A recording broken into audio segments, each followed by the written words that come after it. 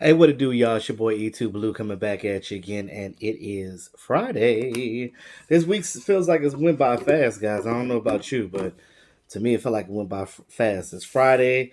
We're heading into a very important week. The Dallas Cowboys are playing the New England Patriots this weekend at Gillette Stadium. Um, Cowboys doing some final preparation adjustments before their flight tomorrow. And tomorrow, guys, I will be doing my matchup videos as I do every Saturday before a game. So I'll be talking more about the game. So just a couple of updates right now as the Dallas Cowboys head into this week. Now, looks like the flu bug has hit the Dallas Cowboys locker room kind of heavy. Jordan Lewis, Xavier Woods, those are two guys that just basically got over the flu. But you're in a locker room with a bunch of people. I don't know if you guys ever played organized sports or been on a team, but if somebody gets sick, man, it's so easy for everybody else. It's for other people on the team to catch it and things of that nature. So it's really it's a difficult thing to deal with. They gave Dak Prescott some medication for precautionary reasons. He doesn't really have it, but just for precautionary reasons to make sure he don't get it. Because the last thing you want is everybody to have the flu on the team playing against the New England Patriots. I mean, that what kind of terrible luck is that? You know what I mean? But our linebacker Joe Thomas, he definitely has the flu. Quarterbacks coach Ben Bloom has it. Justin Marshall Lillard has a respiratory infection. Not, I'm sorry, did I say Justin Marshall? No, Lillard. It's Justin March now. It's so easy to say the March Lillard because he changed his name back. But Justin March, he has a respiratory infection, and a couple other people are just dealing with the flu, and then Leighton Vander Esch, he's dealing with the neck. He's actually ruled out of the game. He's not going to play Sunday. But I think it's okay because, and I keep telling you guys, and everybody's so quick to be like, oh, these linebackers suck now. They're not tackling things of that nature. Look, let's be realistic here. Just let's use a little bit of common sense. Players are not going to tell you, they're not going to use the excuse, oh, I'm injured. It's the reason why I'm sucking or I'm not playing that well. But if you ever played organized sports, you know when you have certain injuries, especially when it affects certain parts of your body and the function to do that particular skill set, or should I say, position that you play, if it affects that directly, it's going to affect the way that you play. But players are not inclined to say, "Oh, it's because I'm injured. That's why." They're not going to use that as an excuse. But let's keep it real. We know that Leighton Vander Esch has been having neck issues since he was in college. This is the reason why he wears the neck roll when he plays. But since he had that stinger this season, he's been kind of up and down with it. So he aggravated again. They decided to keep him out of the Patriots game. Because again, we have a short week because Thanksgiving is Thursday. This coming Thursday, they have to turn right back around and play a home game for Thanksgiving against the Buffalo Bills. I think that game was at like 4:35 too, like in the afternoon as well. So, you literally have like a 3-day turnaround as far as practice goes to get ready for that game. So it's not much. I can see it's a little easier when we play a divisional team on the holidays like that, because on a short week like that, because again, we know the Redskins, we know the Giants, we know the Eagles, you know what I mean? So but when you're playing a team like the Bills that you don't play but every 4 years or so, that's what you're dealing with. Let's just hope that the coordinators and the assistant coaches and things can help out with these guys getting their stuff together as far as getting ready for next week's game as well. Because again, it's going to come fast, it's going to come hard. Um, I doubt that Lyle Collins plays. They might hold him out just because it is a short turnaround and try to get him for the Bills game. They're probably either going to start Cam Fleming over there or Brandon Knight. More than likely Cam Fleming because he actually plays better on the right side than the left, if we've seen that. Connor Williams, he's been fighting to come back. He's actually been in practice this week. In my opinion, I think Suafilo is better, but apparently this coaching staff is they think different. Apparently they think that Connor Williams is better, and they think that Connor Williams, and they're going to give him all the chances in the world to go there. One thing I will say, and I don't want to talk too much about the game because again, that's I'm reserving that for tomorrow. But I will say that this Patriots defense is gonna attack all your weaknesses. And they see Connor Williams over there. He's the youngest one on that line. He's the weakest one on that line when they're at full health. They're gonna attack him. So I just think that it's better to just put Suafilo there than him. But it is what it is. I don't make the rules. I'm not the coach. I'm just a random guy that does YouTube. So it really doesn't matter what my opinion is. But I will say this. I'm optimistic about this weekend. I will say that. And I will, like I said in my video tomorrow, we'll talk about all the different ways that the Cowboys can win and lose if they don't play their cards right. This is the thing. Injuries are inevitable. They're going to happen. Now, with LVE being out, I'm not too concerned because Sean Lee, this is the reason why you kept Sean Lee. This is why Sean Lee came back.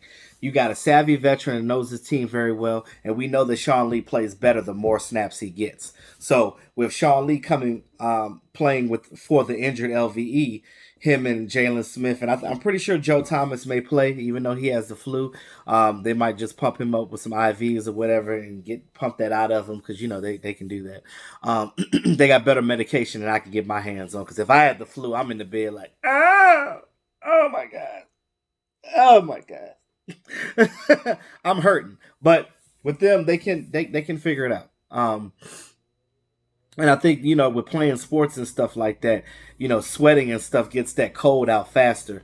And I know that the weather's gonna be crazy. I think it's gonna be like 40-something degrees in up there in New England. They're gonna have it's probably gonna be raining as well too. So the ball's gonna be wet. So we have to make sure that we play our hardest. I know that Amari Cooper, he's been dealing with his injuries all year long. But again, he's a warrior because he's come out there and he's tried to play every game that he could this year. They played him in a limited role during the Lions game, but it was cool because Michael Gallup stepped up. Now, it's going to be key because you're playing against a defense that you've never played.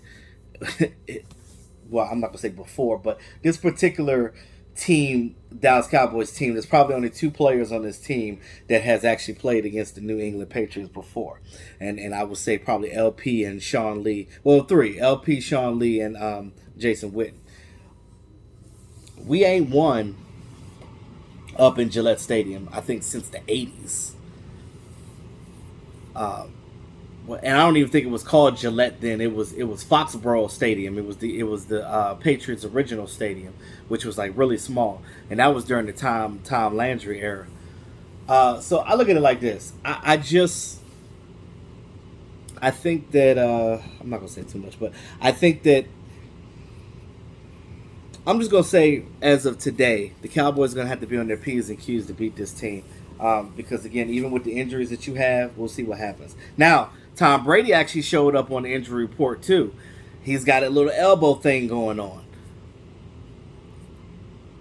But you know damn well he's playing. You know that he's playing. He's playing. There's no way he's not gonna play.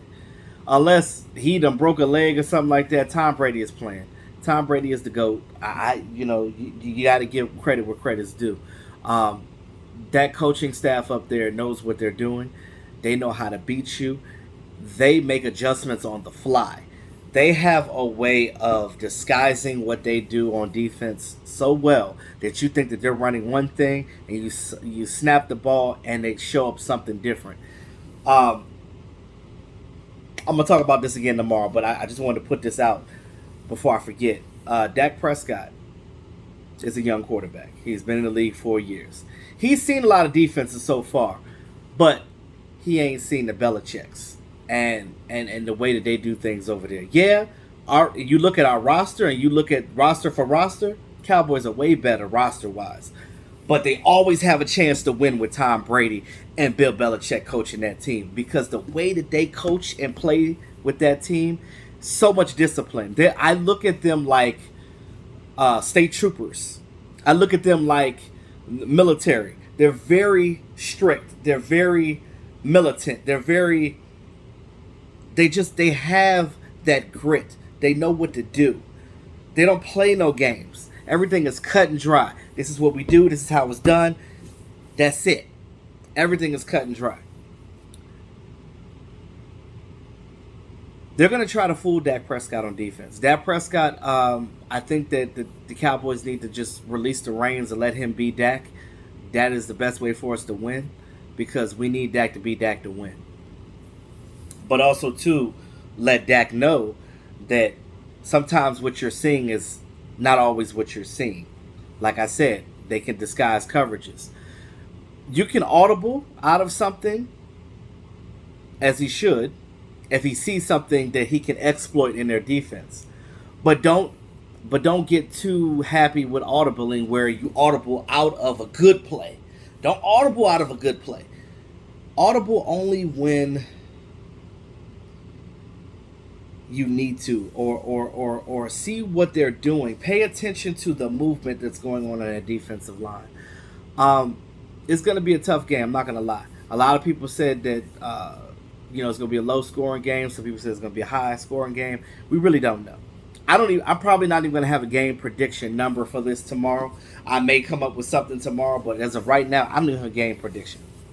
I just know that there's going to be a real tough game for the Dallas Cowboys to play. Just because it's the Patriots.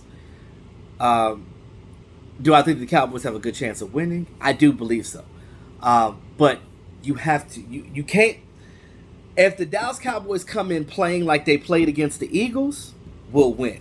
If we come in this game and play like we played the Jets, you ain't got no chance to win. I'm going to tell you that right now. Because Tom Brady ain't Sam Darnold.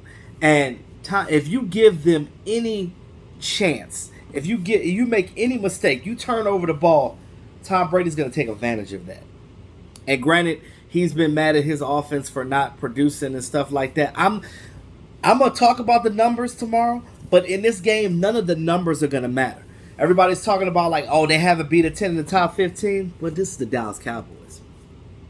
Our team is so inconsistent that like I can't even go by the numbers when it comes to Dallas Cowboys.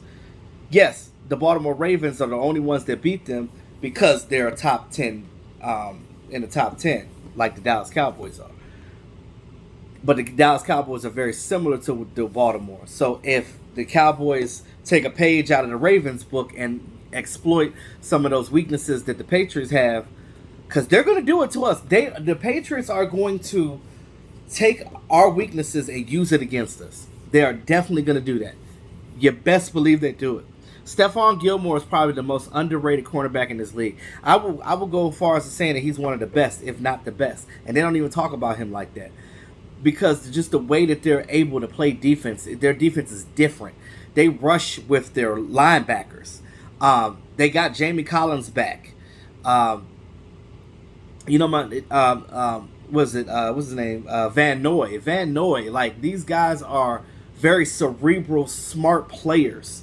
They know what they're doing. And you got to give it to the Patriots coaching staff on that one. I wish we had a coaching staff like that. Because I guarantee you, if we had a coaching staff even halfway like the Patriots, we would have won the Super Bowl the first year Dak was here. And I'm going to tell you right now, we cannot. Dallas Cowboys Nation, I know nobody's really talking about this, what I'm about to say. The Dallas Cowboys cannot afford to waste the talent of Dak Prescott, Amari Cooper, Ezekiel Elliott, and this good offensive line that we have. Barring the injuries we have, we still have a really good offensive line. Let's not make this the Tony Romo era part 2, because let's not talk about all the talent we had on this team when Tony Romo was here.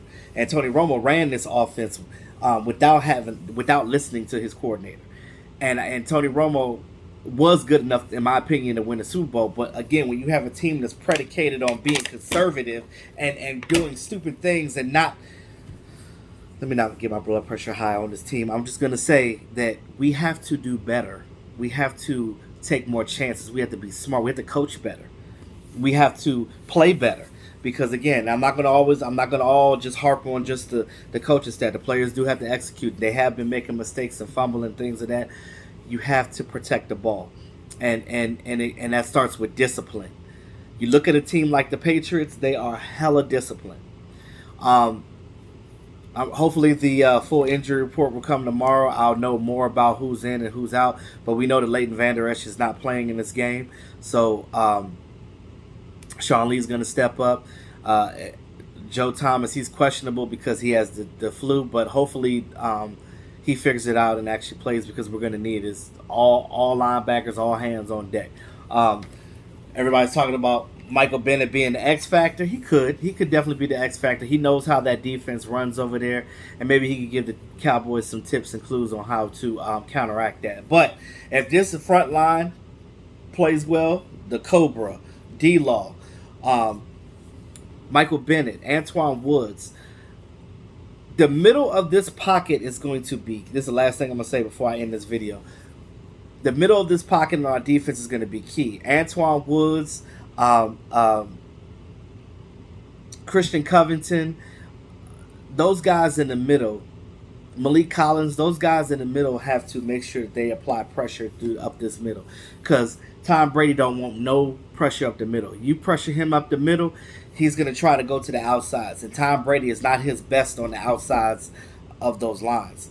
You got to. He likes to work his way when he passes up in the pocket.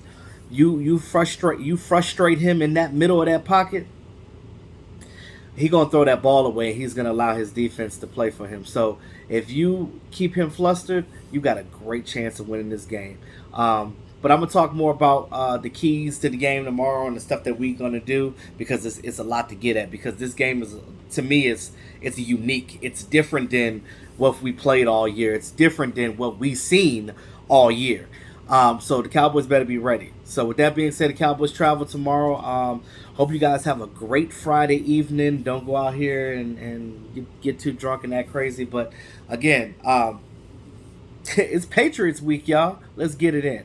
And with that being said, y'all, it's your boy E2 Blue, always keeping it real. Talk to y'all tomorrow. Have a great evening.